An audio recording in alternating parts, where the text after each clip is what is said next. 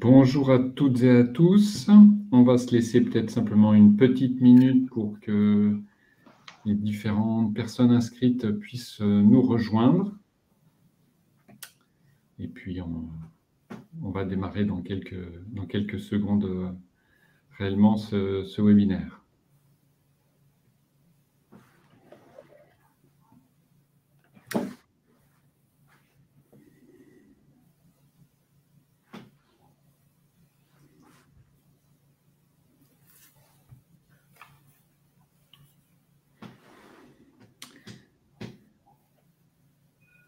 Alors, je vois qu'il y a déjà une question, une petite remarque au niveau du chat. Ça me permet, en introduction, de vous dire que pour pouvoir interagir avec nos intervenants pendant ce webinaire, vous avez la petite possibilité en bas à droite, là, sur la partie questions, pour interagir avec les personnes présentes. Et puis, si vous avez plutôt un souci technique, je vous encourage à plutôt le mettre dans le chat, puisqu'on a une personne qui lit, qui s'occupe du back-office et qui pourra vous apporter une aide si besoin. Eh bien, écoutez, vu qu'on a un programme chargé, qu'on s'est donné jusqu'à 13 h pour échanger ensemble sur ce sujet de l'employabilité des agents, une nécessité pour le service public, je vous propose qu'on démarre tout de suite. D'abord, merci à vous de vous être inscrits à ce webinaire. Je suis très heureux de pouvoir animer cette séquence sur un thème qui est un peu plus d'actualité. On a vu quand même un printemps mouvementé qui en disait long aussi sur le travail, les conditions de travail, le vécu au travail des différentes personnes. Et donc, eh bien pour animer cette séquence, on va passer sur le support. J'espère que tout le monde le voit bien. Je vais vous partager déjà un petit peu le sommaire, simplement avant qu'on enchaîne sur les intervenants présents. On va donc passer 1h30 ensemble, un petit temps d'introduction et de présentation. Ensuite, on posera quand même un peu les termes du débat avec un cadre de réflexion. On y passera quelques minutes, assez rapide. Et puis, parce qu'on ne voulait pas, dans le cadre de ce webinaire, tomber trop vite dans l'angélisme et faire fi des contraintes de terrain, on a souhaité quand même un peu parler des freins quand même qui sont identifiés pour avancer sur ce sujet-là. Avant de creuser des leviers, des pistes d'action qu'on voulait vous proposer et sur lesquelles on attend nos intervenants en termes de réaction. Et puis, vous proposer aussi, vous présenter des approches possibles aujourd'hui qui existent avant de conclure. Et donc, pour pouvoir interagir et échanger sur ce thème de l'employabilité, eh bien, nous avons deux intervenants que je vais laisser se présenter. Simplement, avant, on a laissé le nom de Madame Myriam Menegatti, de la ville de Nanterre, qui s'excuse pour des raisons personnelles, qui ne peut pas être parmi nous, mais qui a vraiment contribué à la préparation de ce webinaire. On voulait quand même la citer et la remercier pour le temps qu'elle y a consacré. Voilà, je vais passer maintenant la parole à Madame Marie-Claude Lamour pour vous présenter. Merci, bonjour à tous. Je suis donc Marie-Claude Lamour, je suis directrice des ressources humaines à la ville d'Angers, Angers-Loire Métropole et son CCAS. Voilà, je m'intéresse depuis longtemps à cette question de l'employabilité. J'ai été auparavant notamment responsable du développement à la DRH de la ville d'Angers, où j'ai beaucoup travaillé en fait sur les questions de maintien en emploi, et puis je continue de travailler sur les questions de parcours professionnel. Bref, c'est une question qui me passionne. Voilà. Très bien. Monsieur Jarry, à la fois peut-être une présentation vous concernant et puis un peu plus largement par rapport à l'association. Entendu. Alors, bonjour à tous. Bruno Jarry, donc DRH du conseil départemental du Maine-et-Loire. Alors, c'est une collectivité qui comprend à peu près 2800 agents. Et également vice-président, en effet, de l'association des DRH des grandes collectivités, de la DRH GCT, association qui, à la fois, est un réseau d'échange, mais aussi un réseau de réflexion. On a d'ailleurs un colloque, un colloque prévu le 6 juillet sur RH et technologie à Nantes. Et aussi, évidemment, une association qui contribue au débat public sur les différentes problématiques RH. Voilà. Très bien. Et donc, il y a un site internet, en plus, où bien entendu, on peut retrouver toutes les informations sur l'association, son actualité. DRH Attitude, tout à fait. Parfait, merci beaucoup. Alors, l'idée est donc bien entendu de rentrer un peu dans le vif du sujet. On parle d'employabilité des agents et c'est une nécessité. Mais en gros, on parle de quels éléments? Alors, simplement pour poser encore une fois les termes du débat, d'abord sur le thème de l'employabilité des agents. C'est une notion qui n'est pas récente, hein, c'est une notion qui va bientôt avoir deux décennies si on se réfère à la définition de l'employabilité portée par l'Organisation internationale du travail. Alors, quand on fait des recherches un petit peu universitaires, on se rend compte que c'est des thématiques qui ont commencé à émerger au tout début des années 90, hein, notamment des travaux au Canada, au Québec, sur ces sujets-là. Et donc, voilà, quelques années après, donc il y a une vingtaine d'années maintenant, une définition a été posée comme l'employabilité étant la somme des compétences et qualifications transférables qui renforcent la capacité d'un individu à tirer parti des possibilités d'éducation et de formation qui se présentent pour trouver un travail décent et le garder, progresser dans l'entreprise ou en changeant d'emploi, ainsi que s'adapter aux évolutions de la technologie et des conditions du marché du travail. On voit donc qu'on est dans une approche déjà de capacitaire, hein, une approche capacitaire sur cette thématique-là. On voit aussi que c'est une approche qui est dynamique puisque ce n'est pas simplement arriver à une situation, mais c'est la notion de s'adapter aux différentes évolutions, qu'elles soient personnelles ou exogènes. Et justement, les différents travaux sur le thème de l'employabilité ont fait émerger en gros 4 grandes catégories, on peut dire, de variables qui vont venir influer sur l'employabilité des agents, des salariés, de toutes les personnes. Alors, il y a tout d'abord des variables qui sont structurelles économiques, ce sont les grands cycles économiques, la structure du marché du travail. On va dire que sur ces éléments-là, les individus et les collectifs ont assez peu la main sur ces catégories de variables. En revanche, on a donc 3 autres catégories là, qui sont beaucoup plus dans un périmètre d'action de DRH. On a des variables individuelles qui sont vraiment attachées à la personne. Alors, ça va être son âge, son sexe, mais ça va être son état de santé, physique, psychologique, ses compétences, ses connaissances, la confiance en soi, les relations sociales, voilà, tout un ensemble de variables qui sont, on va dire, plus ou moins à la main des individus. Ensuite, on a un ensemble de variables qui sont sur le champ managérial, où on va retrouver la capacité de l'organisation, en gros, à conduire un care management, à avoir une connaissance fine des compétences et des qualifications nécessaires pour un travail à un instant T, mais également de la nécessité de faire évoluer ces compétences et ces qualifications au vu de l'évolution des métiers pour pouvoir accompagner ces équipes. Et puis, il y a un dernier lot de variables qui est dit un peu environnementales, où on trouve des choses qui sont un petit peu de nature diverse, mais on y trouve à la fois l'offre de formation sur un territoire. Et c'est d'ailleurs à ce titre qu'on a de nombreuses collectivités, souvent des grandes collectivités d'ailleurs, qui ont mis en place des écoles du management, des écoles en interne pour aussi accompagner un déficit, pouvoir agir sur des variables dites environnementales. Mais on va aussi trouver dans ce bloc de variables la capacité des organisations syndicales à signer des accords collectifs au sein d'une organisation pour porter des actions d'accompagnement, de formation des agents, des salariés. Donc voilà, c'est un petit peu pour poser la première moitié du titre du webinaire, hein, l'employabilité des agents, on parle de quoi? Et puis la deuxième moitié de notre webinaire, c'est une nécessité pour le service public. Alors pourquoi une nécessité? Eh bien, tout simplement parce que, vous le savez tous, hein, au vu des très nombreuses transformations qui nous attendent, qu'elles soient écologiques, énergétiques, numériques, on aurait pu allonger la liste. On sait que ces grandes transformations, elles vont être portées par les collectivités. Concrètement, dans les faits, il y a des cadres réglementaires, mais opérationnellement, c'est les collectivités qui vont être le fer de lance de ces transitions.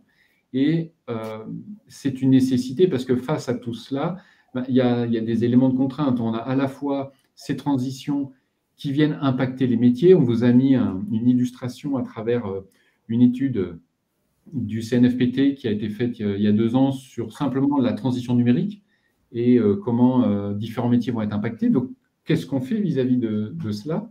C'est vraiment une nécessité. Et puis, on a bien entendu le sujet du vieillissement des effectifs. Là, on vous a ressorti un travail qu'on avait réalisé dans le cadre de nos panoramas annuels. Ce graphique-là qui donne à voir que la tranche des plus de 60 ans va représenter quasiment 20% dès 2026, ne prenez pas en compte la réforme du printemps. Donc, ça va arriver peut-être même dès 2025. Donc, voilà, c'était un petit peu, sans être trop long, c'est un petit peu de tenir à la fois le timing qu'on s'était donné, ce qu'on voulait partager avec vous. S'il y a des réactions d'intervenants, n'hésitez pas. Voilà, il y a pas de... On pouvait peut-être ajouter le fait qu'il y a une vraie spécificité de la fonction publique territoriale, du fait d'avoir, pour une grande partie des agents enquêteurisés qui sont sur des postes d'exécution, donc particulièrement exposés, et ça ressortait d'une étude du ministère du Travail de décembre 2022, particulièrement exposés à la pénibilité et donc à une problématique d'employabilité à terme. Voilà. Donc ça, c'est un élément d'autant plus à prendre en compte dans la fonction publique territoriale, confrontée de fait à de nombreuses inaptitudes. Très bien. Je vois qu'il y a pas mal de messages dans le chat. J'espère que ce ne sont pas des questions. Non, c'est bien des points sur les connexions. Madame Lamour, si vous voulez réagir ou pas spécialement, ou...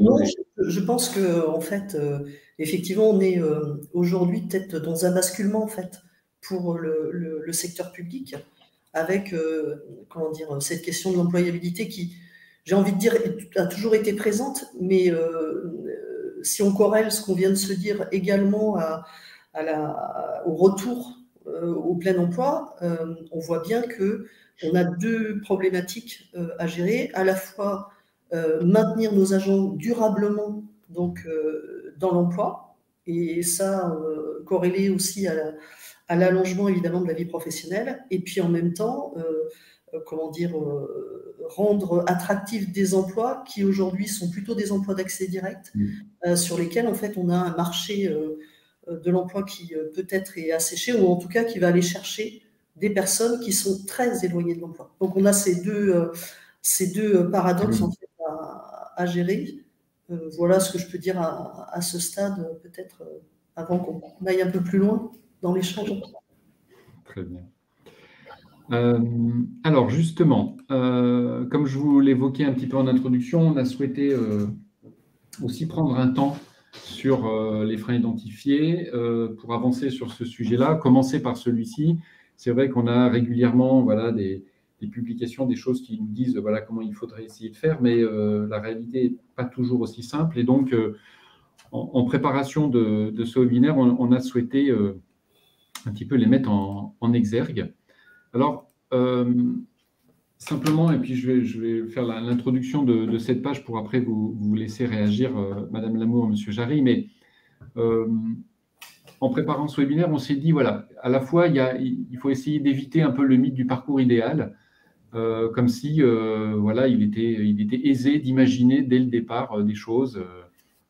Il y a des parcours, il y a des temporalités d'entrée dans la fonction publique qui sont différentes d'il y a quelques années, et puis il y a une telle diversité de pratiques, de métiers, de trajectoires que essayer de se dire qu'il y aurait une vision idyllique, c'est probablement être à côté de la cible.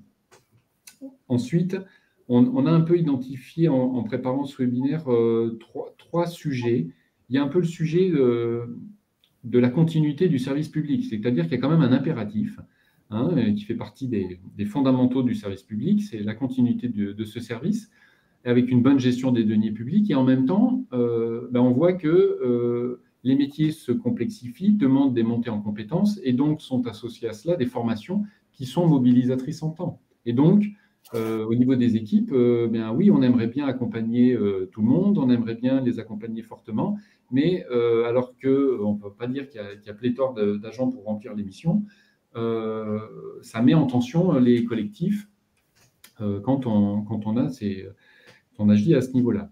Ensuite, il y a une question aussi liée à la temporalité, c'est-à-dire qu'on est, malheureusement, on pourrait peut-être dire, mais la gestion du quotidien et de ses aléas prend souvent le pas, et il est aussi vraiment compliqué d'agir à la fois sur un temps de délivrance des missions d'intérêt général, qui elles sont dans le quotidien, parfois dans l'immédiateté, dans la réaction, versus le temps de l'employabilité qui, pour pouvoir porter ses fruits, doit s'inscrire sur un temps long pour vraiment anticiper des situations qui, on le sait statistiquement, au bout de tant d'années d'ancienneté dans un type de poste, on risque d'avoir telle pathologie.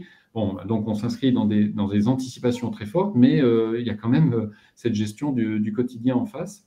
Et puis, le dernier point, c'est quand même qu'il y a une équation qui est compliquée, on a même mis insoluble dans certains cas, c'est qu'on a des métiers qui sont physiques, qui sont nombreux, et on ne peut pas non plus accompagner tout le monde vers des métiers qui seraient de type administratif, aux qualifications qui sont de plus en plus élevées, où les attentes aussi des managers de ces services et de directions concernés attendent parfois aussi des regards externes, du renouveau dans leurs équipes, etc.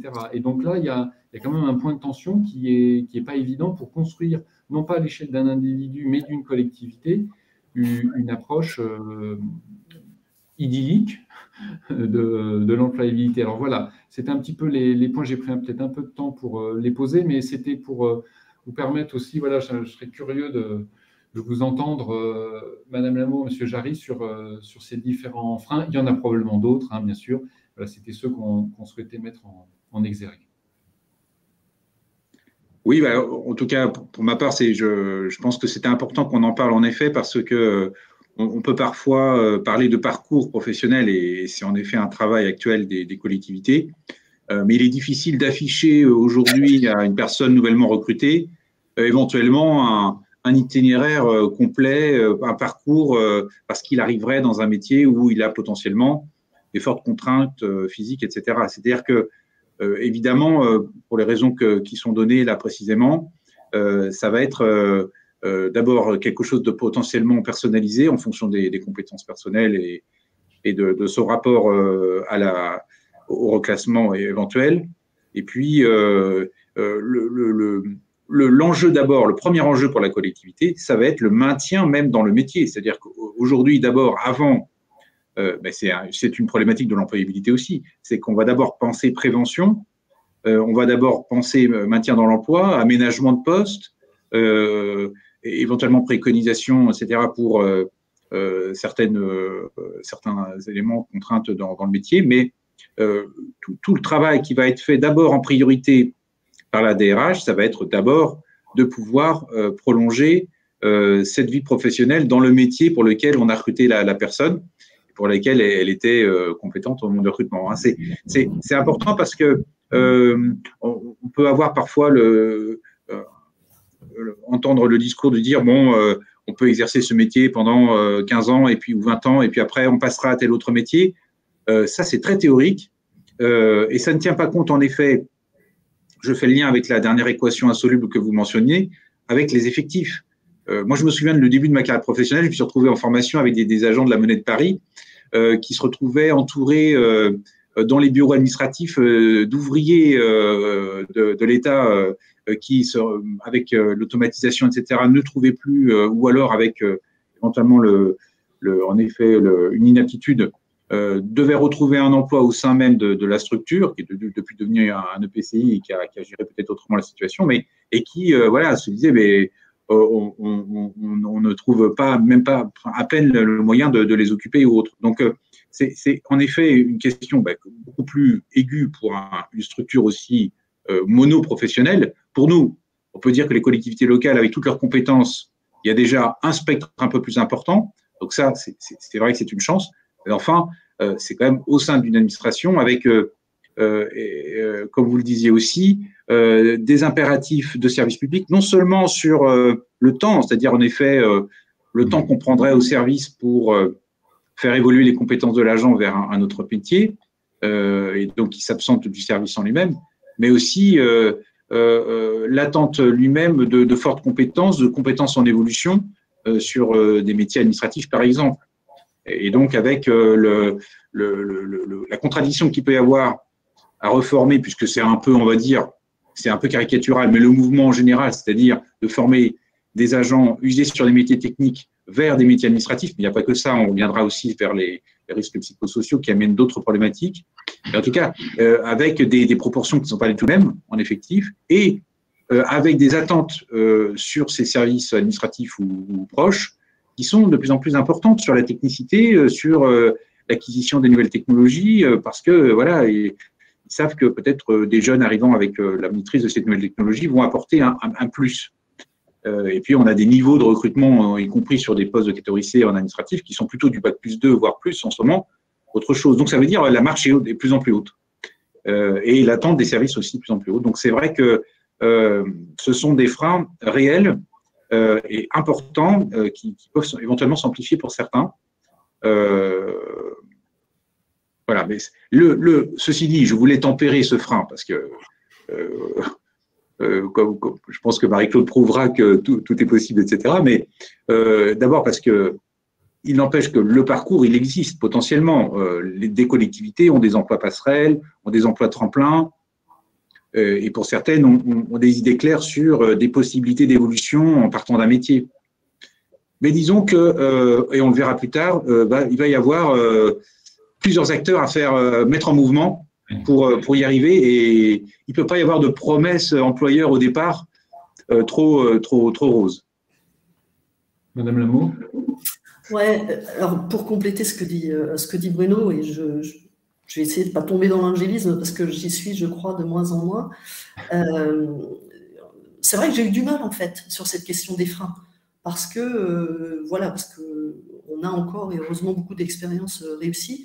Pour autant, ce que je partage, c'est que c'est vraiment de plus en plus difficile. Et pour moi, en fait, la question de départ, c'est vraiment comment on devient employable, comment on maintient son employabilité et surtout comment on la perd. Enfin, surtout, je dis surtout parce que malheureusement, en fait, le point d'action aujourd'hui qui nous amène peut-être à poser cette question, c'est quand les agents perdent leur employabilité. Et pour moi, le frein principal, en fait, c'est peut-être aujourd'hui, alors je vais peut-être le nuancer après, mais c'est finalement de mettre toute la responsabilité du côté de l'individu.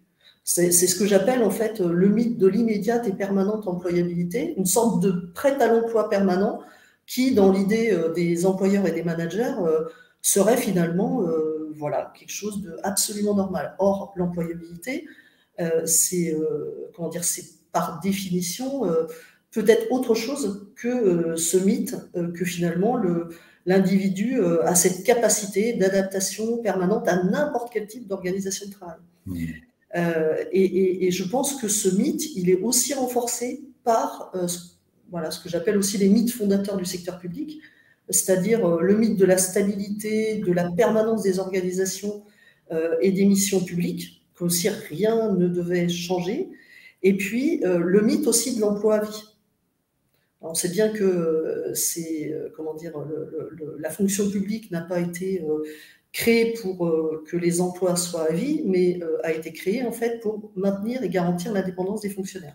D'ailleurs, la notion de fonction et la notion d'agent dans le secteur public, elle est assez intéressante parce qu'on ne parle pas comme ça spontanément, ça vient de plus en plus évidemment, mais d'emploi, de métier et je dirais d'employés ou de salariés, d'agents, comme s'il y avait une interchangeabilité en fait. Et que cette notion d'employabilité, elle était, absente de nos réflexions. Et je dirais qu'en miroir de ces mythes, en fait, il y a la réalité. Et la réalité depuis, j'ai envie de dire depuis toujours pour ce qui me concerne, mais avec une accélération vraiment très, très importante, c'est l'instabilité des organisations de travail, c'est l'accélération des changements, c'est la transformation de plus en plus rapide en fait des métiers, c'est du coup l'obsolescence possible de plus en plus rapide des compétences. Et puis, on se trouve du coup avec une sorte de mythe aussi, qui est l'humain qui devient la variable d'ajustement entre des organisations qui se tendent, qui se transforment, et pour lesquelles finalement, les hommes et les femmes qui sont au travail auraient cette capacité permanente d'adaptation. Donc moi, je donne un peu l'image d'une élastique comptant, et qui à un moment donné,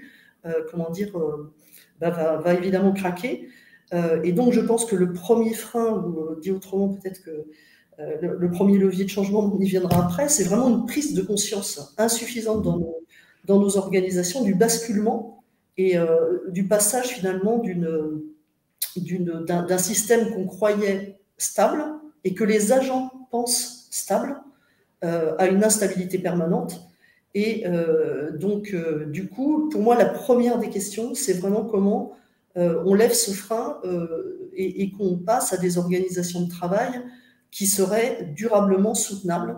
Je pense qu'à certains endroits, elles ne le sont plus. Et moi, ce que j'observe, c'est que là où il y avait, je dirais, des ruptures professionnelles, plutôt du côté de rupture physique, d'usure physique, on a de plus en plus, en fait, d'usures qui sont psychiques ou bien évidemment qui sont liées à des burn-out ou à d'autres phénomènes de ce type. Et donc, effectivement, les freins, peut-être aujourd'hui, c'est que tous nos systèmes empêchent finalement les temps de réglage qui sont nécessaires pour organiser le travail. Donc les temps de réunion, simplement, par exemple, disparaissent des organisations. Les managers de proximité sont de plus en plus absorbés par des tâches administratives. Donc les temps managériaux de régulation disparaissent aussi des organisations, ou ont disparu et on peine à les rétablir.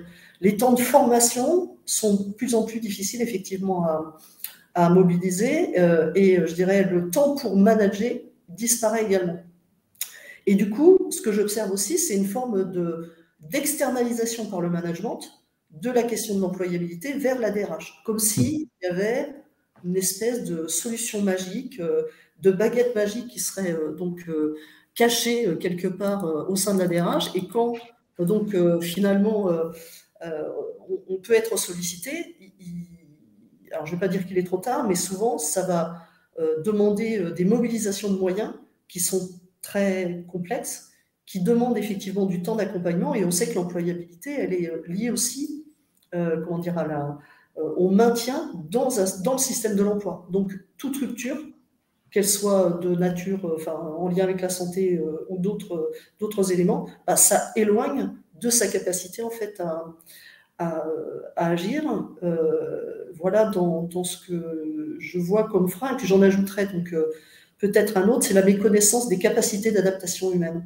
C'est-à-dire qu'on a aujourd'hui, dans l'écosystème de la formation et de l'orientation professionnelle et en cours d'emploi, finalement, peut-être des systèmes d'évaluation et d'orientation, d'accès à la connaissance, qui méconnaissent en fait les mécanismes d'apprentissage tout au long de la vie. Et donc, c'est aussi quelque chose qui irrigue beaucoup plus largement que ce que peut faire l'employeur. C'est vraiment tout le système, je dirais, d'apprentissage, de formation. Voilà, donc pour moi, le frein principal aujourd'hui, finalement, c'est un paradigme qui est sur, finalement, l'homme s'adapte au système, et il a cette capacité d'adaptation tout seul, etc. Et peut-être de passer à un écosystème dans lequel on réfléchisse plus à comment, finalement, nos organisations de travail s'adaptent aux êtres humains, en ayant cette... alors, je ne sais pas si on peut appeler ça une croyance ou une conviction, ou il faudrait que ça devienne, en fait, des éléments un peu scientifiques, mais en tout cas, que l'être humain au travail, il est doué d'habilité, il est doué de capacité d'adaptation à tous les âges de la vie, et c'est finalement comment on travaille là-dessus. Et ce que je constate, moi, c'est qu'aujourd'hui, on le fait en système contraint. Ce dont je peux témoigner, moi, c'est... Bon, alors évidemment, Bruno a beaucoup parlé du maintien d'emploi, mais je peux aussi parler d'une expérience récente où la collectivité décide de fermer un service. Ce service est un service de soutien à domicile. Il y a 100 aide à domicile dans ce service, et on sait que ce sont des emplois sur lesquels on a souvent recruté des personnes qui étaient très éloignées de l'emploi.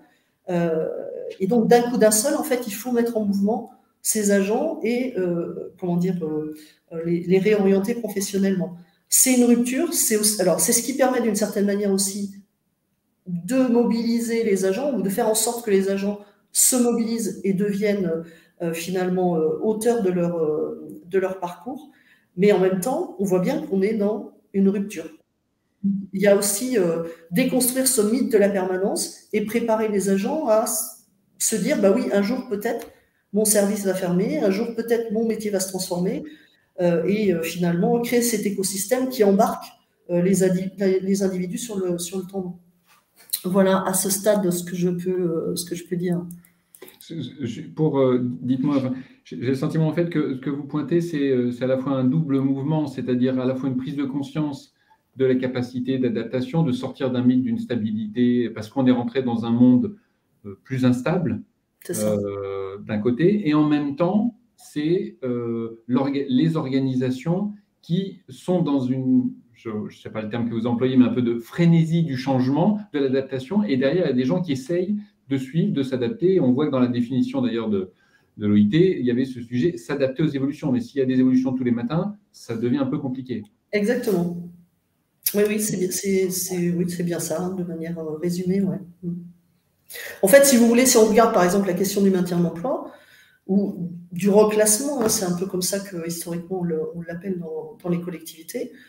Bah, il y a 20 ans, en fait, de façon assez classique, hein, les agents qui avaient un problème, je parle des villes, hein, je parle d'Angers, parce que je ne sais pas si je peux généraliser, je parle de mon expérience, mais en tout cas, un agent qui avait un problème physique, en général, les lieux de reclassement, c'était le musée. Voilà. On ne se posait pas la question en fait de l'employabilité.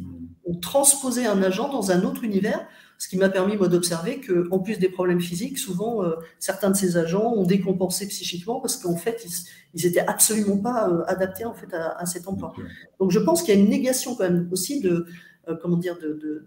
négation, ou en tout cas, on ne s'est pas suffisamment intéressé, on le fait de plus en plus, hein, ça fait, je dirais, 10-15 ans que les collectivités travaillent beaucoup sur cette question, de poser l'hypothèse qu'un agent, oui, il peut changer de métier, et il peut même très bien le faire, mais ça suppose de mobiliser un certain nombre de moyens, et d'abord de mobiliser l'agent lui-même et de le rendre auteur, en fait, de son parcours.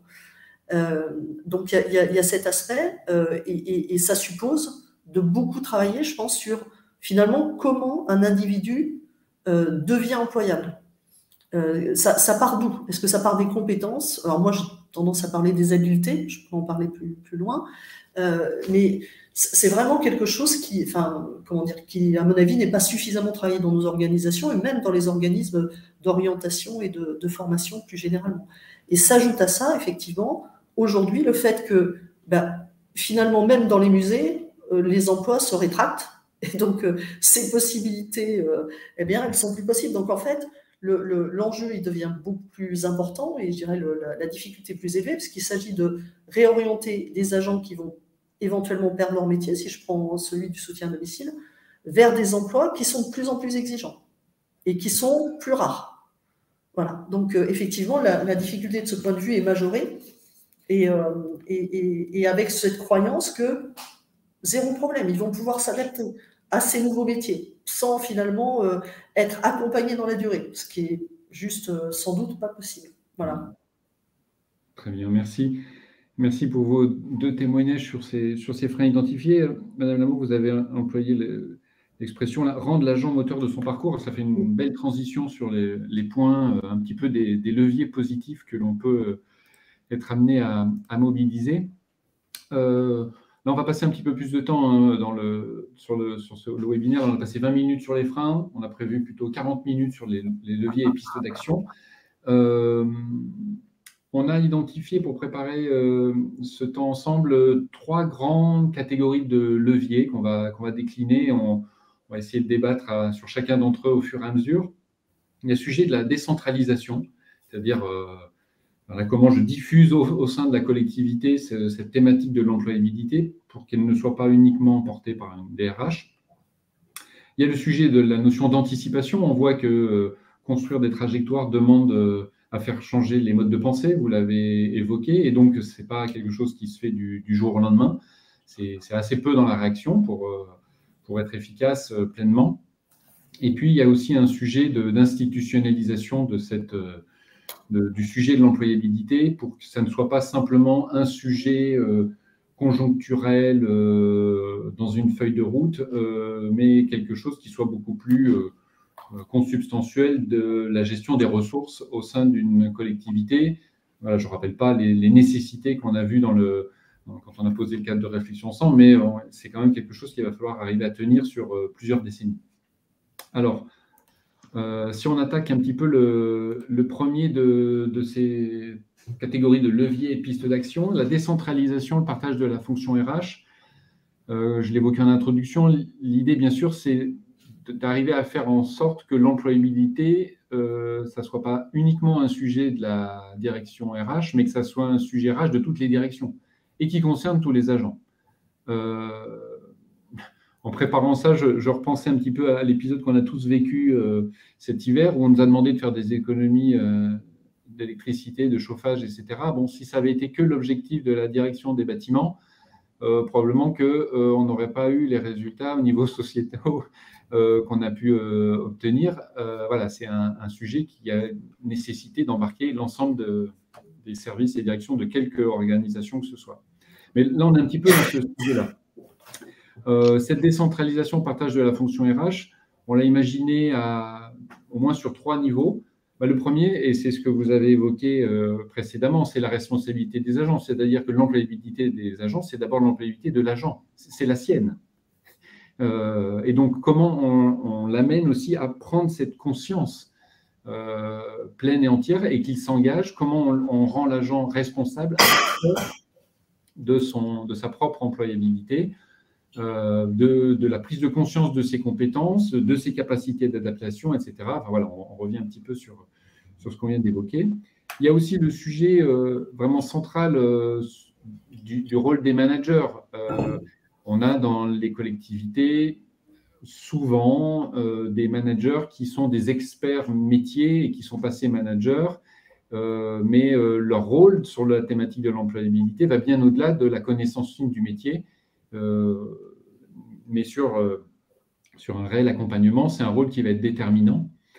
Et puis le troisième niveau, c'est que on se dit que pour arriver à faire cette décentralisation, ce partage, il faut arriver à donner à voir les réalités au plus près des équipes en décentralisant les informations pour que chacun, dans son service, dans sa direction, se rende compte un petit peu de la situation, de ce qu'il attend en tant que manager, en tant que responsable, directeur,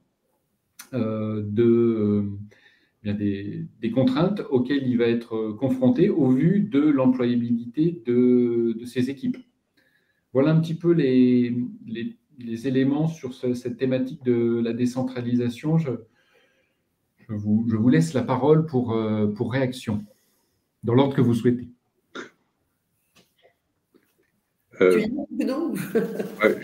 Oui, je peux commencer. Oui, alors sur la responsabilisation des agents, moi c'est un thème qui m'est cher parce que je pense qu'en effet c'est pas toujours une donnée acquise au départ. C'est-à-dire que parfois on a un rapport à sa propre santé qui est compliqué ou une remise en cause de son identité professionnelle lorsqu'on est confronté à des difficultés sur un poste. Il y a aussi le fait que pour plusieurs agents, il peut y avoir l'idée que c'est l'administration, c'est l'institution qui est responsable même de la situation dans laquelle il est. Ce qui fait qu'au départ, on peut avoir des réactions de l'agent qui nécessitent un accompagnement psychologique ou en tout cas voilà, un accompagnement d'un professionnel pour qu'il arrive d'abord à accepter cette situation, qu'il n'y ait pas de déni par rapport à l'impossibilité peut-être de conduire sur le métier ou de la nécessité en effet à se former et à se reconvertir, à être accompagné dans une reconversion. Et ça, c'est vraiment une donnée qui est importante. Et au-delà de ça, après cette cette prise en compte, cette prise de conscience, eh ben, on arrive aussi à l'idée qu'on ne la fera pas sans lui et qu'il y a en quelque sorte un contrat à passer avec lui. C'est-à-dire que il peut y avoir des efforts conséquents faits par la collectivité, d'abord déjà dans cet accompagnement qui est déjà en place avec des entretiens, mais derrière avec des formations, avec des stages, des immersions qui peuvent être trouvées pour qu'ils puissent faire des périodes d'essai ou autres. Et tout ça, ça va demander une énergie assez importante à la DRH, une acceptation par les managers, les services d'accueil. Et donc, il faut vraiment que l'agent soit bien conscient là, de tout ce qui est mis en œuvre pour lui-même prendre quelques engagements.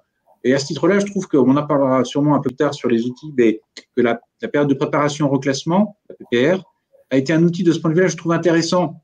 Non pas parce qu'il a redécouvert, enfin, inventé la préparation au reclassement. Je pense que les collectivités l'avaient déjà fait bien en amont, bien avant. Mais simplement parce qu'il donne une échéance et on signe une convention avec l'agent, avec le centre de gestion éventuellement, et on part donc dans un processus qui a une fin. Et potentiellement, ça mobilise. Moi, je suis toujours intéressé par l'idée qu'on a une fin quelque part à tout ça, même si peut-être qu'un an, ça peut paraître court, et que ça n'empêche pas après de continuer, même en dehors de la PPR. Mais en tout cas, moi, j'aime bien cette idée de contractualisation. Après, peut-être que oui, je peux intervenir sur les 3 points, comme ça permettra à Marie-Claude de réagir également de façon groupée. Sur la responsabilisation des managers, c'est évident, mais là, je crois qu'il y a d'abord une prise en compte des chiffres, des tableaux de bord sur éventuellement l'absentéisme, sur ça c'est moins courant, je pense, sur le nombre d'agents accompagnés, etc. Mais peut-être que la DRH pourrait être plus transparente sur ce plan-là. Et nous, on le fait. Je vais donner un exemple pour notre collectivité, mais qui est, à mon avis, pas très original. On organise, nous, une commission de concertation, ce qu'on appelle une commission de concertation au niveau du département, qui réunit à la fois des professionnels de l'ARH, que ce soit prévention, médecine, accompagnement professionnel, justement, qui a un lien aussi avec le recrutement, et le statutaire, parce qu'il y a des situations aussi qui doivent trouver une issue statutaire. On a avec nous une forme de RH déconcentré que sont les secrétariats généraux qui viennent discuter plus en proximité et trouver des solutions dans les directions. Ça veut dire que là, on responsabilise les directions à travers ces secrétariats généraux ou parfois même les managers eux-mêmes qui peuvent être invités. On les responsabilise sur le fait qu'il faut qu'on trouve une solution et collectivement. Et que la DRH aura besoin de leur aide, de l'accueil d'un agent, de la mobilisation d'une telle compétence pour une formation à l'interne, etc. Donc ça, c'est vraiment très important. Là, on a besoin des managers, évidemment, hein, parce que on ne peut pas faire cette question de l'accompagnement sans être relayé dans les directions. Et enfin, sur la décentralisation des informations, c'est ce que je disais à l'instant, on a le côté information sur des statistiques, des éléments suivis par la DRH. Et puis, je nomme quand même aussi, je mentionne le côté, le document unique d'évaluation des risques professionnels, par son côté formation des managers, c'est-à-dire qu'évidemment, c'est un document obligatoire sur le recensement des risques et les préconisations, les actions à mettre en œuvre, mais c'est souvent aussi le moyen de parler du travail avec les managers et de parler éventuellement des évolutions de ce travail pour les agents, des adaptations nécessaires, etc. Voilà, c'est un élément qui là, on s'éloigne un peu de l'employabilité au sens reconversion, mais en tout cas, on est dans l'employabilité au sens les personnes qui sont sur ces postes et comment elles peuvent éviter certains risques ou s'adapter à telle nouvelle contrainte technique. Voilà.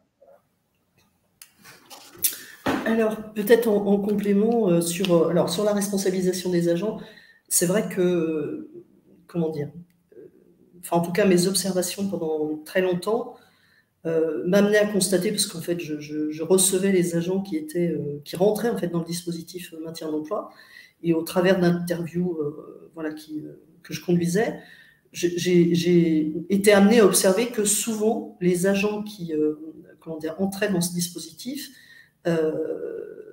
comment dire, avaient un parcours subi. C'est-à-dire qu'en fait, rarement, ils avaient choisi leur orientation professionnelle et que, voilà, enfin, comme tu le disais tout à l'heure, Bruno, on a 70%, voire plus d'agents qui sont en catégorie C, qui avaient finalement accédé à l'emploi, à ces emplois-là, j'ai envie de dire, faute de mieux. Quelquefois, ils avaient été aussi empêchés de faire des formations. Et donc, effectivement, le travail consistant à leur permettre finalement, alors déjà d'imaginer eux-mêmes que à l'âge où finalement la rupture professionnelle intervenait, il y avait peut-être comment dire, des capacités mobilisables ou des habiletés ou un potentiel mobilisable qu'ils avaient été empêchés de mobiliser.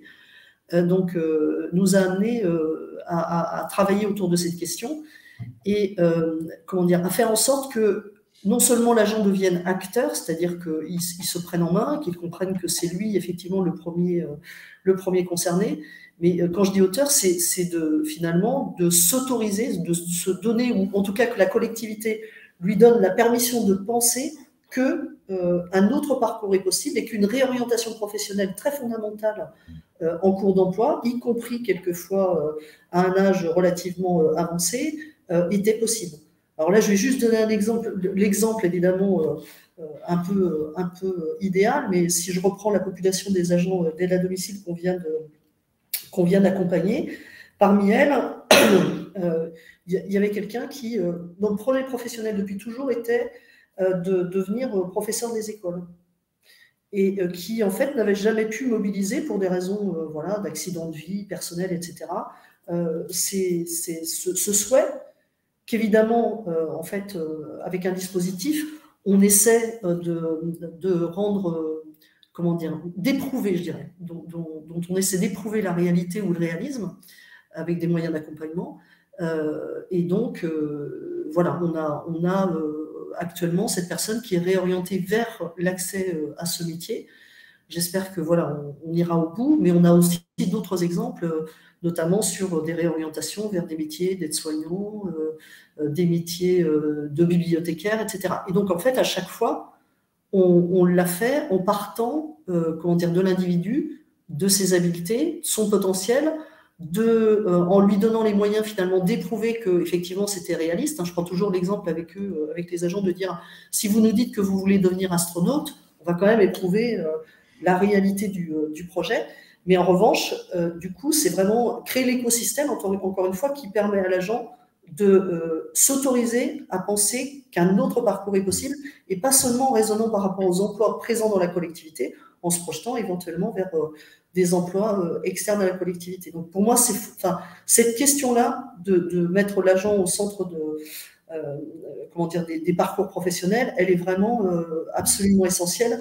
Là où je trouve on peine un peu plus comment dire, à le faire, c'est justement pour limiter les ruptures d'employabilité, c'est-à-dire comment faire je dirais de façon permanente en sorte que les agents se posent la question en amont de combien de temps en fait ils vont rester employables dans leur métier. Alors j'ai juste une expérience sur ce sujet, c'est sur des porteurs de repas à domicile, donc sur une dizaine de porteurs de repas à domicile, où on avait comment dire, questionné l'ensemble des agents sur combien de temps en fait ils se projetaient dans cet emploi. Et en fait, le résultat, c'était un tiers disait être déjà à la limite de la rupture, un tiers disait bah, moi, dans 1 à 5 ans, j'imagine de pouvoir comment dire, changer, et d'autres qui disaient non, mais moi, mon job, il me plaît. Alors, ça aussi pour dire que la notion d'auteur, c'est aussi favoriser le bon moment, c'est-à-dire le moment où finalement l'agent va pouvoir se saisir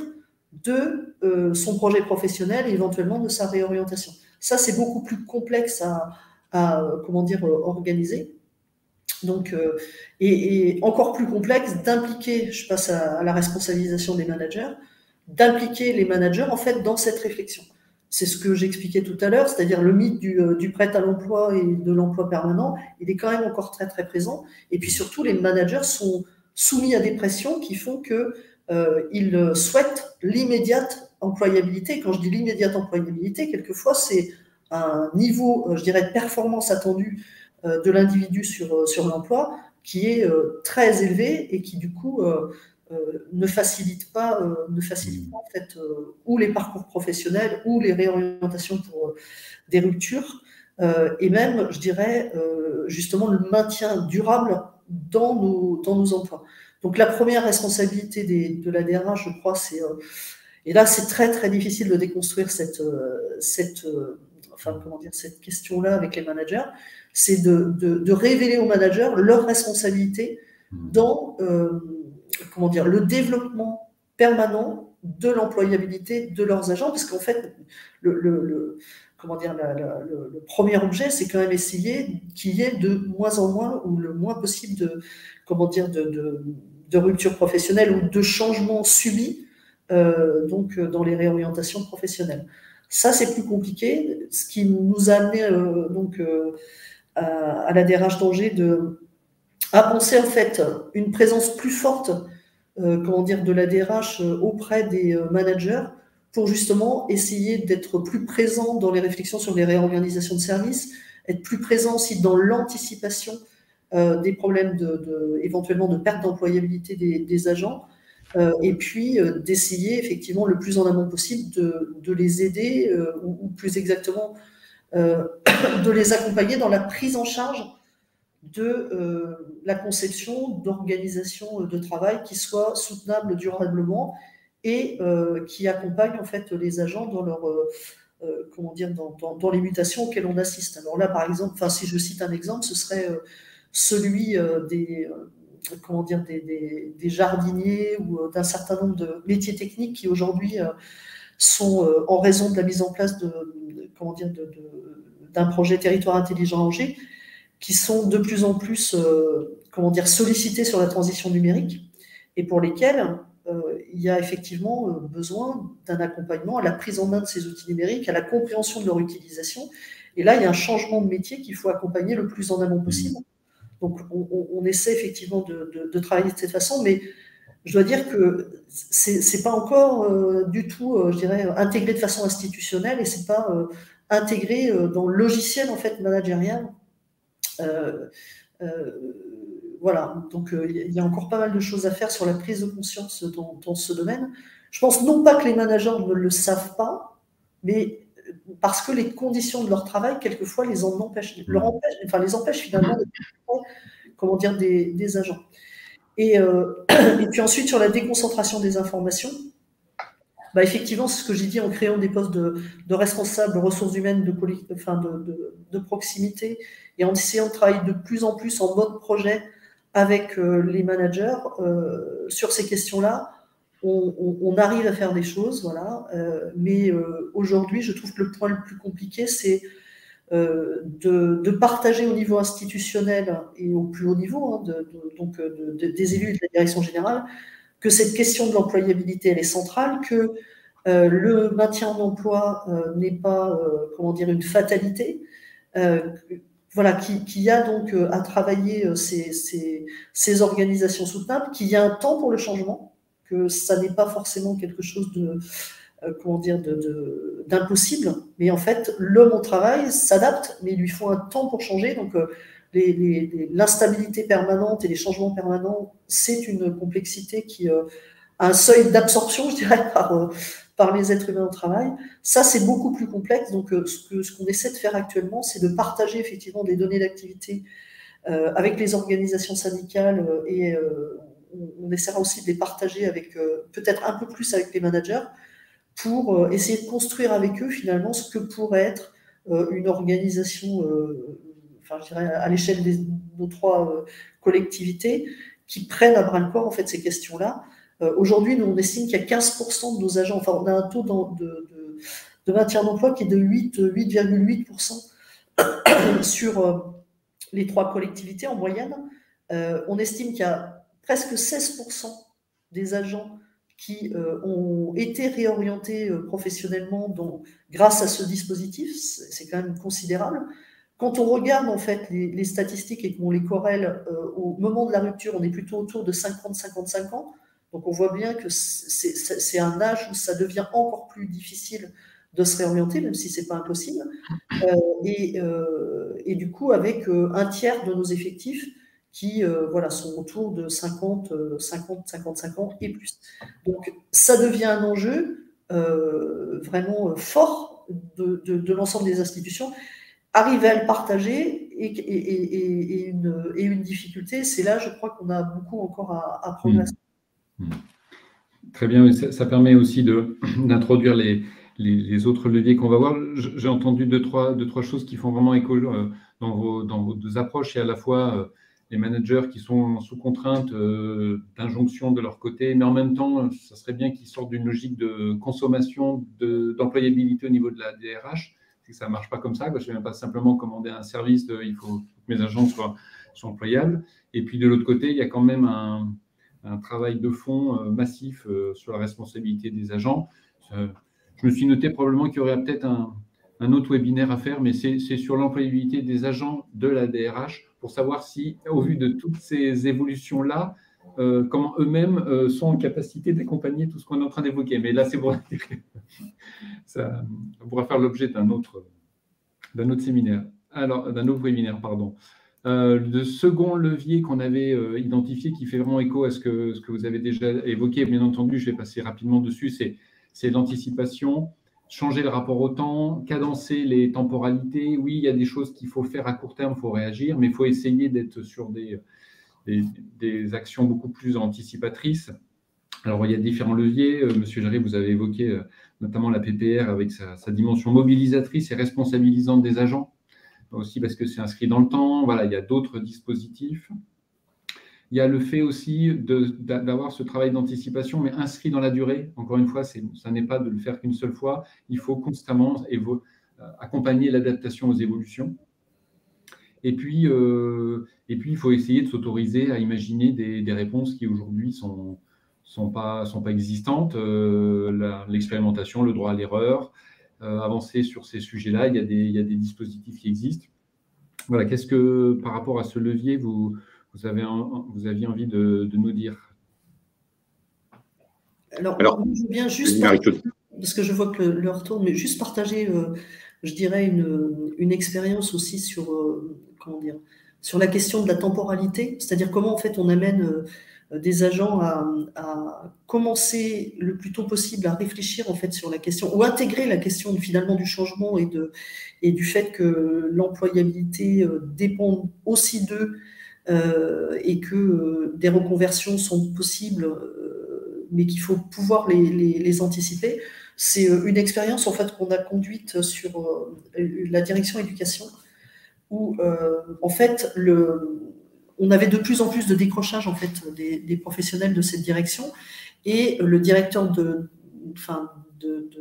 cette direction nous disait mais finalement les agents sont depuis trop longtemps dans les mêmes équipes, sur les mêmes territoires, etc. Il faut mettre en place un système de mobilité qu'il avait conçu dans un premier temps comme une mobilité obligatoire, cadencée, ce qui n'a pas marché, ce qui a créé beaucoup de conflits, de crispations, y compris avec les organisations syndicales, bref. Donc, il a sollicité la DRH, et donc on a essayé, avec les managers de cette direction, de concevoir un module de formation collectif pour, je dirais, l'ensemble des agents de cette direction, en commençant par les managers, pour finalement leur donner des clés de compréhension justement sur la nécessité du changement, la nécessité de se renouveler dans son métier, la nécessité peut-être d'anticiper effectivement cette usure. Et finalement, je trouve que c'est quelque chose qui, a peut-être pas changé fondamentalement le système, mais en tout cas qui a produit des effets positifs et qui prépare les esprits en tout cas. Bien sûr, il faudra aller plus loin, hein, c'est évident, mais en tout cas, ça peut être aussi une piste, pour impliquer finalement les managers et les agents à cette idée de changement et de développement de son employabilité tout au long de sa vie professionnelle.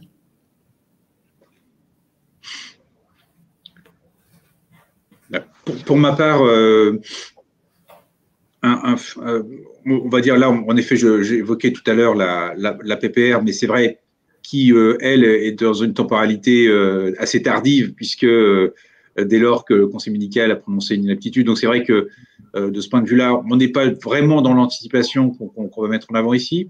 En revanche, c'est vrai que on a tenté, nous, au département, à un moment donné, de mettre en avant le compte personnel de formation comme un vrai outil d'anticipation à ce niveau-là, c'est-à-dire qu'on avait pu observer qu'il était actionné par des personnes sur des formations, on va dire, de développement personnel, enfin liées à des formations sur le développement personnel et donc avec des activités potentiellement accessoires en plus de son emploi principal ou simplement pour explorer une piste, mais qui n'était pas souvent très, très sérieuse. Mais en tout cas, on n'avait pas l'impression que, et c'est toujours vrai malheureusement, qu'il était beaucoup actionné par les agents qui commençaient à s'inquiéter d'éventuellement, en effet, d'une potentielle mobilité, d'un potentiel changement de métier, de profession.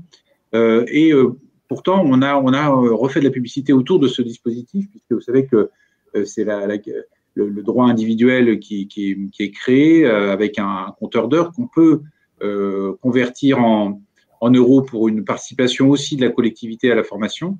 Et on avait insisté notamment sur une valorisation forte pour les agents non qualifiés, ou en tout cas même plus globalement, on l'a fait pour les agents catégorisés, pour qu'ils s'en emparent comme un éventuel outil de reconversion, mais vraiment non pas subi, mais active de leur part. Et c'est vrai que de ce point de vue-là, on voit bien qu'on n'a pas encore réussi à convaincre, ou alors parce que l'apport de la collectivité, même substantiel en financement, n'était pas encore suffisant par rapport à la capacité d'autofinancement de l'agence sur ces formations, sur des formations lourdes, comme des permis ou des reconversions sur des métiers. Voilà. Et donc, c'est vrai que de ce point de vue-là,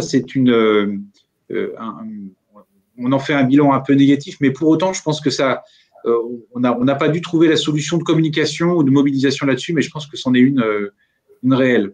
Alors, ensuite, on nomme dans ces outils-là la question des découvertes de métiers. Je pense que là, c'est un des éléments qui se fait aussi de plus en plus dans beaucoup de collectivités, c'est-à-dire la découverte des autres métiers.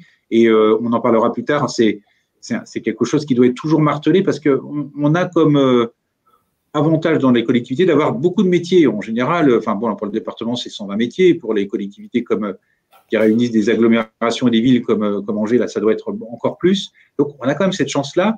Et il faut quand même qu'on suscite aussi la curiosité. Je sais que Rennes avait dû faire des job dating en interne pour un petit peu montrer toute la diversité et susciter cette mobilité interne. Et je pense que là, il y a un travail à faire. Et puis, parfois, alors, il y a des outils dont on ne s'empare pas vraiment parce qu'on attendait parfois des véhicules réglementaires, mais c'est vrai qu'il y a l'entretien de mi-carrière qui peut être utile à déterminer à quel âge on le fait ou à quel moment d'ancienneté. Mais en tout cas, je pense que ça, c'est un moment en tout cas plus probant que le simple entretien professionnel annuel où le manager va l'aborder peut-être de façon trop rapide et trop à court terme. En tout cas, ce qui est sûr, c'est que il faut parfois aller à la limite, il faut faire preuve d'imagination et aller à la limite. Moi, je vais donner un exemple pour le département où on a pratiqué très tôt la question des immersions, y compris en congé maladie. Alors, ce qui n'était pas permis à l'époque, ce qui aujourd'hui est prévu par la loi de transformation de la fonction publique, mais on manque apparemment là d'un décret pour l'appliquer totalement. Mais en tout cas, l'idée, c'était bien de dire que l'agent pourrait, même durant un congé maladie, suivre une formation, voire en effet faire quelques stages. Et là, on prépare vraiment l'avenir pour un agent qui est arrêté depuis un moment, peut-être, en congé maladie ordinaire notamment. Donc ça, c'est des éléments. Et je crois qu'il faut être parfois à la limite peut-être de la réglementation, parfois, mais oser des choses pour pouvoir solutionner certaines situations problématiques. Et puis, en effet, dans le petit C, vous mentionniez les passerelles. Et ça, c'est quelque chose… alors, la mutualisation éventuellement de cette problématique de la reconversion entre collectivités ou au sein même d'une fonction publique dans un bassin d'emploi, c'est quelque chose qu'on recherche, que l'État essaye d'animer, mais avec pour l'instant, on va dire, pas beaucoup de réussite. Peut-être que la question du fonds de Fonds national de prévention qui est en cours pourrait aussi se traduire par des moyens donnés là-dessus au centre de gestion ou à des structures plus transversales à la fonction publique pour donner les moyens de vraiment mettre en action quelque chose qui fasse des passerelles, au moins dans le secteur public.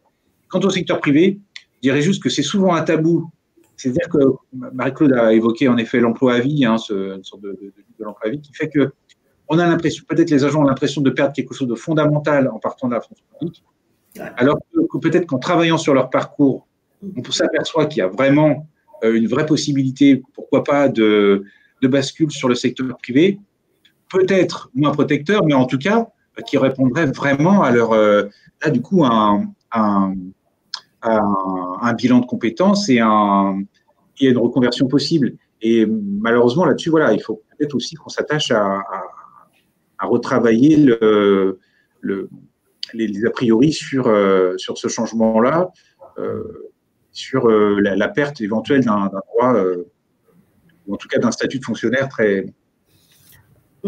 C'est d'autant plus important ce que tu dis, Bruno, là, à l'instant, qu'on constate en ce moment au niveau des recrutements, un recrutement, je dirais, qui se fait aussi dans une classe d'âge autour de 50 ans sur un certain nombre de métiers. Et donc, intégrer même le statut n'est pas du tout, intéressant à cet âge-là. Donc, il y a vraiment à retravailler sur cette idée, encore une fois, ce mythe de la protection du statut, c'est quelquefois hyper défavorable, notamment sur les questions de retraite à terme ou en cas d'incident de santé à un âge où finalement la retraite pour invalidité de la CNRACL, si on n'a pas cotisé suffisamment, c'est une misère. Donc voilà, c'est vraiment quelque chose d'hyper, je pense, important. Et juste peut-être pour compléter ce que vous disiez, en tout cas là, je me réfère aussi au travail qu'on a pu faire avec les aides à domicile. C'est vraiment en fait articulé sur un temps finalement assez court de projet. Les moyens pour mobiliser les agents, les moyens des managers, pour présenter justement ou accueillir dans des temps d'immersion, sur d'autres emplois, et puis les dispositifs de formation qui vont bien, effectivement, pour accéder en fait à de nouveaux emplois. Alors ça, c'est vraiment quelque chose, je pense, le fait de travailler sur une population et de mobiliser autour de cette population, parce qu'il y a un enjeu important, c'est aussi un point, je pense, qui est à creuser. En tout cas, moi, ce que j'ai constaté, c'est que ce public d'aide à domicile, parce que justement, c'était un public qui avait eu des difficultés antérieurement dans l'emploi et avait accédé à ce métier d'aide à domicile, j'ai envie de dire presque, en tout cas, très souvent, en raison d'accidents de la vie antérieurement à leur accès à cet emploi, étaient très actrices en fait, et très, autrices, je dirais, du coup, ou auteurs, je ne sais pas comment on dit, de leur parcours, parce qu'elles avaient déjà cette culture de la mise en mouvement. Merci pour ces…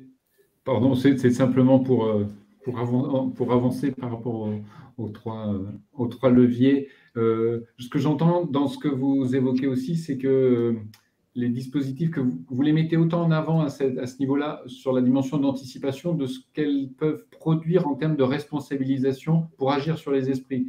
Vous donner l'exemple des modules de formation des managers sur le changement, les découvertes métiers, tout ça, c'est pour agir sur les esprits. Et que, en gros, l'anticipation, il faut qu'elle soit portée aussi à tous les étages, et notamment celle de l'individu, des managers, etc. Alors, le dernier levier, famille de leviers qu'on avait identifié, c'était la dimension d'institutionnalisation. Donc, sous ce terme un peu barbare, l'idée, c'était simplement de dire que voilà, l'employabilité, c'est un sujet qui concerne vraiment l'ensemble de la collectivité. Il faut que ça soit porté, cette démarche-là, au plus haut de l'organisation, quitte à essayer d'en faire un marqueur de l'institution. Vous avez évoqué un peu aussi la difficulté, des fois, d'être attractif, les enjeux que vous avez pour capter des métiers attractifs sur les emplois.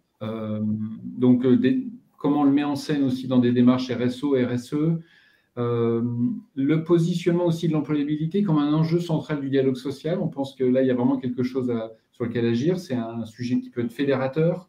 C'est assez compliqué quand même de dire qu'on est contre l'employabilité des agents. Enfin, là, et puis, ça permet de sortir de cas individuels pour avoir une approche plus systémique.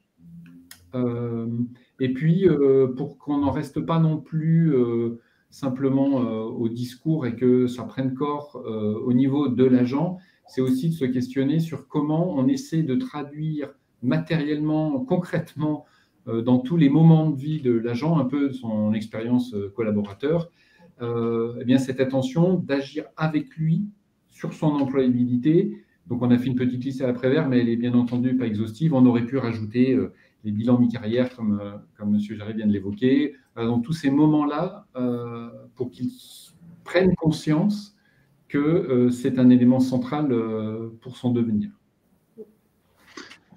Alors, oui, alors il y a un paradoxe d'ailleurs sur le premier point que vous évoquez, sur le côté mise en avant de ce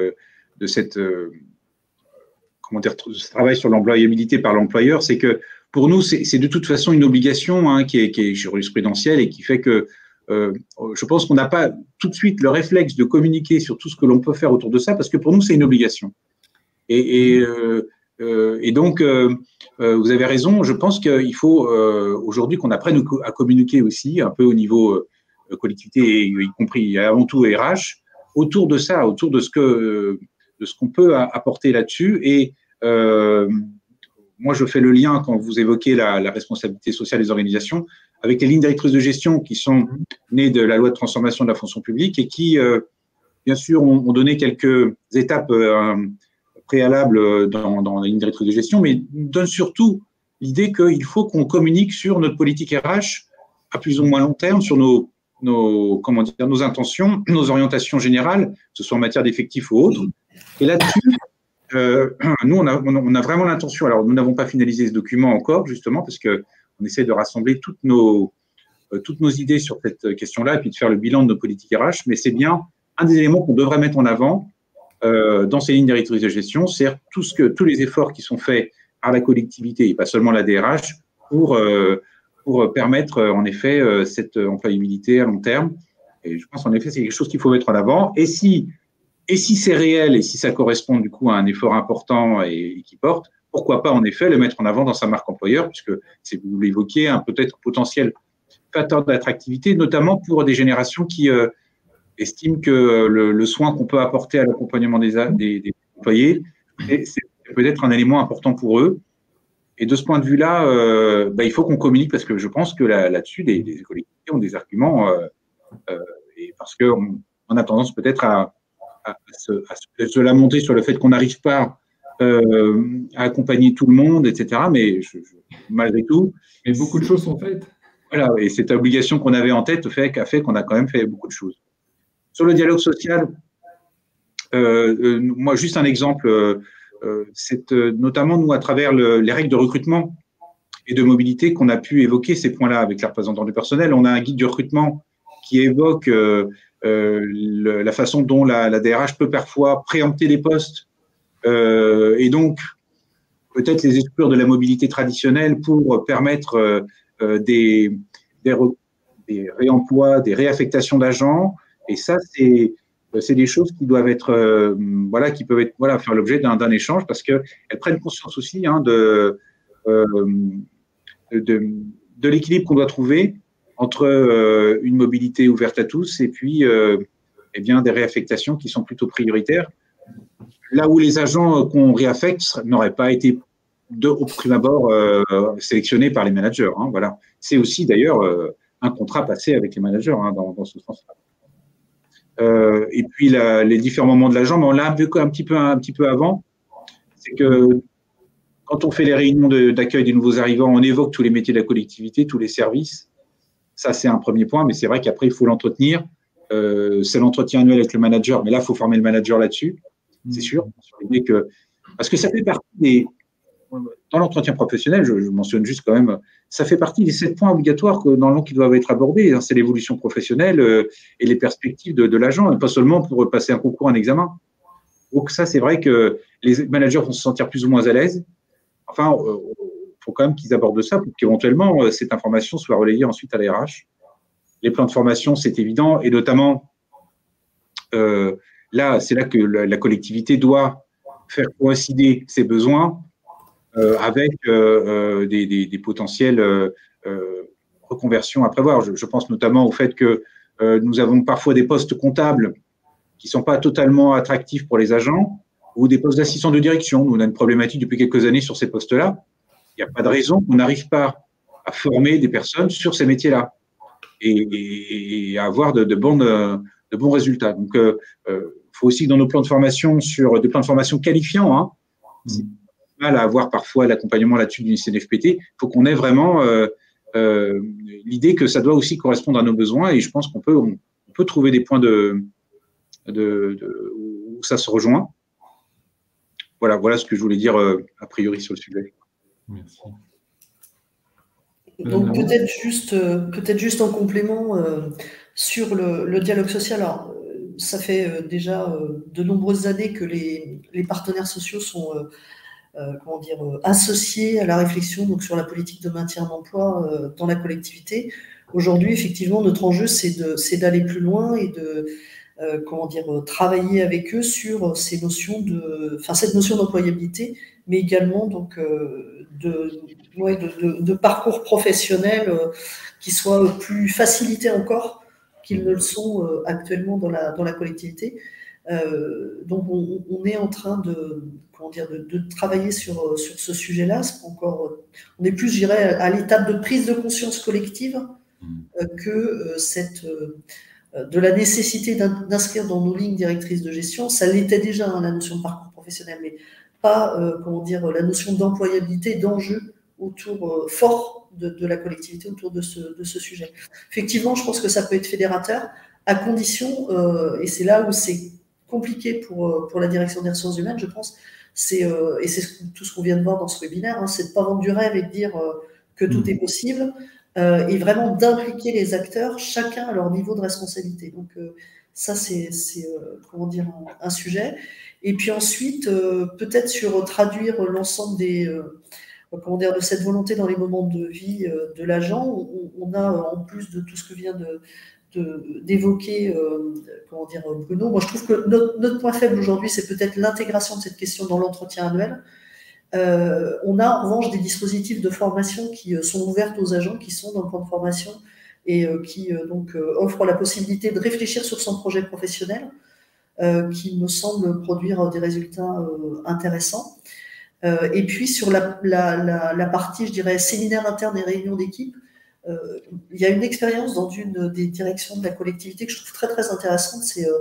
Alors même si elle mélange deux sujets, hein, c'est à la fois comment on implique les agents dans la conception de leur travail justement pour qu'ils deviennent durables, et puis en même temps, donc ça les amène aussi à réfléchir sur leur métier. C'est des temps en fait collectifs d'analyse, mais alors très très concret de problématiques de travail, qui réunit donc régulièrement les agents dans une modalité, enfin avec les managers évidemment, mais dans une modalité résolution de problèmes et proposition.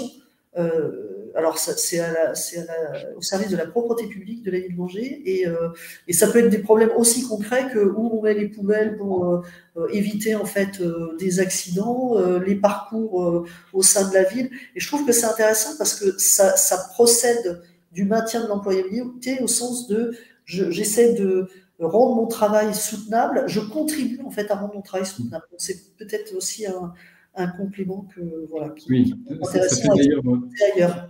Ça fait écho un petit peu à une des interventions lors d'une des réunions du colloque de l'association, une intervention de Yves Clos, je crois que c'était il y a 2 ans, hein, où sur la thématique il y a aussi la qualité du travail. Et comment on permet aux agents d'agir. Enfin, voilà, on est sur aussi ces... Voilà. Et donc, effectivement, dans le dialogue social, pour moi, il faut absolument introduire les deux niveaux, c'est-à-dire ce travail sur l'employabilité, mais qui est aussi conditionné, ou en tout cas conjoint à ce travail sur la soutenabilité. Et effectivement, Yves Clos et d'autres nous inspirent, quelquefois même nous aident à réfléchir sur ces sujets-là. Ouais. C'est clair. Merci pour vos témoignages sur ces 3 leviers. Il nous reste 10 petites minutes. On voulait aussi en profiter pour vous présenter un petit peu une approche qu'on a essayé de développer. Alors, on vous la présente dans le cadre de ce webinaire. On l'avait présenté à Mathilde Icard, la présidente de l'association, il y a quelques mois de cela. Et elle en avait été assez convaincue en nous disant ça serait quand même intéressant de pouvoir la partager. L'idée derrière, c'est aussi un peu de vous partager ce qui en fait est aujourd'hui possible. C'est-à-dire que voilà, il y a beaucoup de choses qui sont faites. Il y a peut-être aussi des éléments sur lesquels vous savez, les DRH ne savent pas que c'est aujourd'hui possible. Reliance, qui donc jusqu'à la fin de l'année dernière s'appelait Sofactis pour les initiés. On a une collectivité sur 2 sur la partie risque statutaire, ce qui fait qu'on a énormément de data, et avec toute cette matière-là, eh bien, aujourd'hui, on est capable de faire de la prospective sur l'absentéisme et de dire, bien, en 2027, dans la collectivité Y, dans la direction espace vert, voilà où on en sera. On est capable de calculer un retour sur investissement sur un plan d'action annuel de prévention.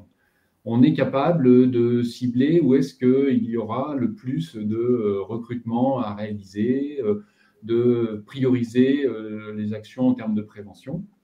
Ça, c'est des choses aujourd'hui qui sont possibles et qui peuvent venir en complément de toute la matière que vous avez pour venir un petit peu prioriser, cibler encore plus finement les dispositifs que vous mobilisez. Alors, comment on fait ça? Très rapidement, je vais balayer ça assez rapidement. On fait un travail de prospective sur 6 ans pour projeter l'évolution des dépenses. La première vertu de cet élément-là, c'est que ça permet aussi au DRH de venir dire à ses élus, voilà sur le fleuve sur lequel on est embarqué. Voilà la courbe de croissance qu'on va subir naturellement du fait du vieillissement de nos équipes si on conserve le même niveau d'action.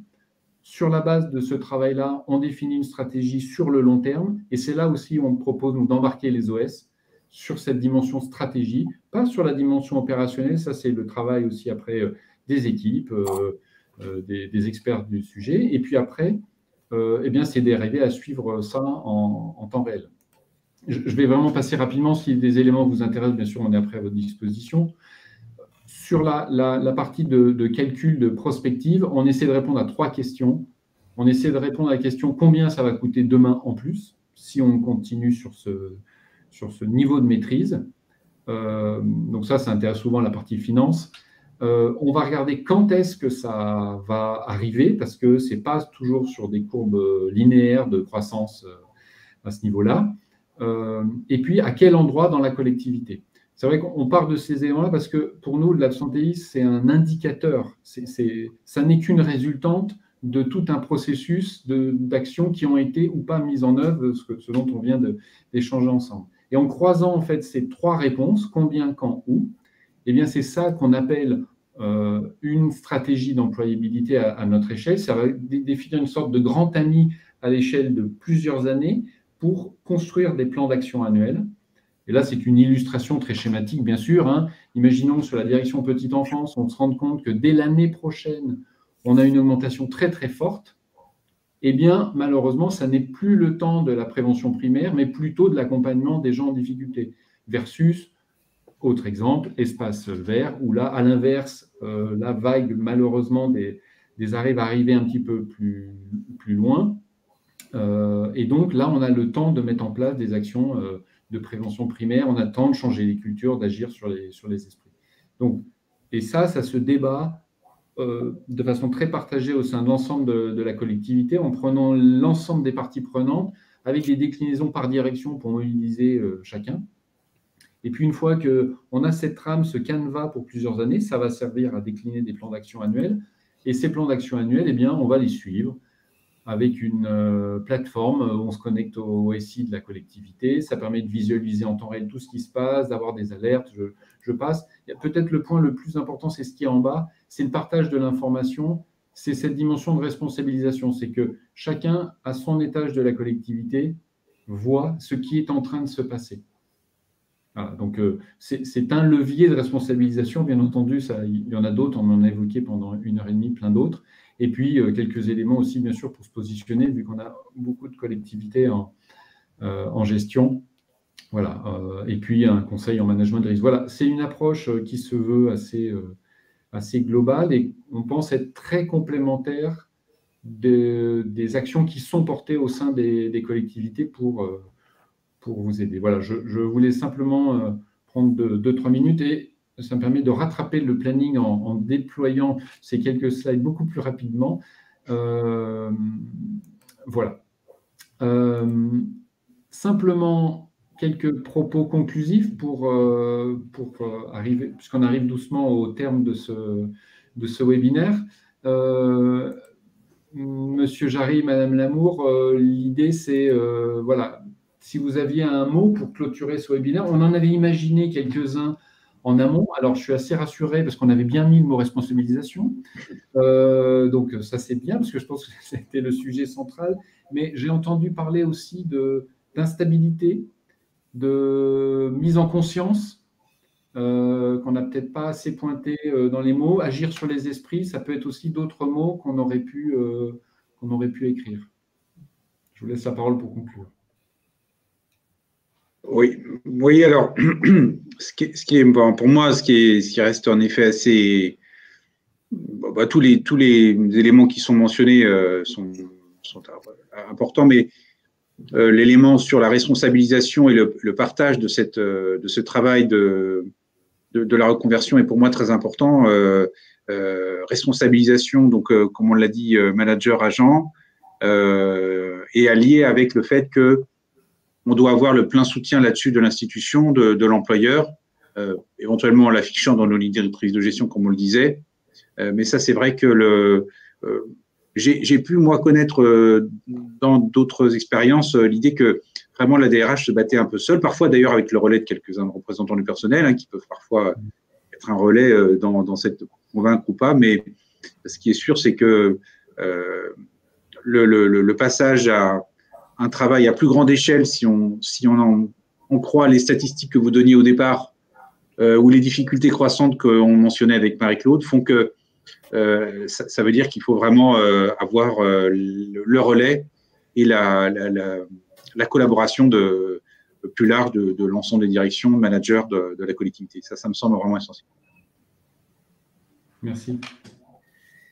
Alors, peut-être en complément, vous l'aurez compris, moi j'attache beaucoup d'importance, encore une fois, au travail qu'on peut faire aussi justement sur un travail qui soit soutenable et qui évite les décrochages, parce que voilà, les parcours professionnels, les reconversions, c'est aussi c'est l'autre bout de la chaîne, mais il faut tenir aussi peut-être plus dans la durée, avoir moins de décrochages donc, dans nos organisations de travail. Et puis, je pense qu'effectivement, l'employabilité, c'est un défi donc, collectif pour l'ensemble des acteurs de nos collectivités. Et c'est aussi un défi interne pour la DRH. C'est-à-dire, en fait, comment organiser en interne les différents processus qui vont contribuer à soutenir l'employabilité des agents et donc de garantir de façon permanente ce dispositif d'attention et de soutien à l'employabilité de nos agents. Je pense que ça interroge aussi la place de la DRH par rapport aux dirigeants et par rapport aux managers, voilà tout ce qu'on a pu évoquer jusqu'à maintenant. Donc je pense que c'est aussi un vrai défi pour nous. On aurait pu appeler le webinaire l'employabilité des agents un défi aussi pour la DRH. Enfin, oui, c'est quelque chose… Tout à fait. Voilà, sans laisser penser que c'est l'affaire exclusive de la DRH. Oui, c'est ça. C'était le piège dans lequel il faut éviter justement de tomber. Écoutez, on arrive à 12h59. C'est assez magique d'avoir respecté le délai, mais je pense qu'on a tous sur cette pause méridienne le souhait peut-être de souffler un petit peu. Je voulais vous remercier très chaleureusement d'avoir participé, d'être intervenu dans ce webinaire. J'espère que tous les inscrits, les participants et ceux qui verront le webinaire en replay, ils trouveront leur compte. En tout cas, moi, j'ai trouvé que c'était extrêmement riche de contenu. Merci encore. Et puis peut-être, Monsieur Jarret, de rappeler, vous l'avez évoqué en début, mais le prochain événement de l'association, c'est le 6 juillet, vous avez dit. Voilà, le 6 juillet à Nantes, un colloque sur RH et technologie, donc tout ce qu'implique les transformations des métiers via les technologies ou l'emploi des technologies par la RH elle-même à travers les nouvelles applications et autres, la transformation évidemment des métiers, l'impact, l'accompagnement des usagers, l'impact sur leur justement employabilité, ce sera évidemment un des éléments qui arrivera. Donc la technologie aussi comme un moyen d'accompagnement, de maintien dans l'emploi. On sait que voilà, il y a des éléments qui se développent. En tout cas, voilà, tous ces aspects-là qui seront vus à la fois par un regard scientifique, savant, et puis ensuite par des ateliers l'après-midi. Parfait. Très beau programme, là aussi. Merci à vous. Merci. Merci beaucoup. Au revoir. Au revoir.